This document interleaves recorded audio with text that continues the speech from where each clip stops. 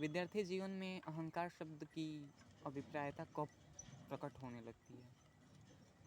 जब हम 7वीं 8वीं या फिर उससे नीचे भी कक्षाओं में होते हैं, तो पढ़ाई करते हैं, मन से करते हैं। जब अंक आते हैं, अच्छे आते हैं, जब गुरु हम लोग को सामने से कह देते हैं कि ये लड़का पढ़ने में सही है, पढ़ाई-वढ़ाई कर देता है, या फिर घर पर कभी कह देते हैं कि आपके लड़के पढ़ने में बहुत अच्छे हैं। उन्होंने कुछ नहीं कहा गलत, कहना चाहिए, लेकिन हम लोग ये समझ लेते हैं, जान लेते हैं कि अरे हम तो पढ़ने में अच्छे हैं। जब इस चीज़ को अपने ज़हन में बैठा लेते हैं, तो वहाँ पर पढ़ने की गति धीरे-धीरे बहुत धीमी हो जाती है। हमें ये जानना चाहिए कि यार, पढ़ाई ऐसी है ना कि समर्पण से होती है। जब हमारे अंदर समर्पण होती है, तो हम किताबें पर ध्यान देते हैं, अपने कार्यों पर ध्यान देते हैं। जो भी गृह कार्य मिलता है, जो भी आगे का कार्य होता है, पठन पाठन, रिवीजन, फिर पुनरावृत्ति, सभी पे समभाव से ध्यान देते हैं।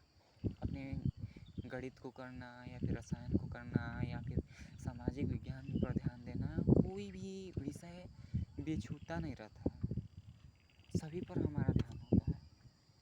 लेकिन हमें जानना चाहिए कि विद्यार्थी जीवन ही हमारा ऐसा जीवन है कि यहाँ पर एक-एक संस्कार हम लोग सीखते हैं, एक-एक संस्कार को धारण करते हैं, उसको अपनी मनोवृत्ति में पूरी तरीके से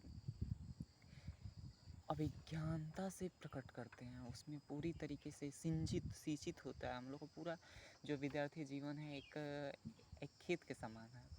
उसमें जो सींचता है, बुआई होती है, वो पढ़ाई के माध्यम से होती है, सीख के माध्यम से होती है, हम लोग का अनुभव के माध्यम से होती है, जो भी सीखते हैं, जो भी जानते हैं, और वही उसमें बीज पड़ना, वही सिंचाई होना, जो भी ज्ञान से सिंचाई होती है, यही तो हमारा जीवन का एक भविष्य का एक फल बनता है।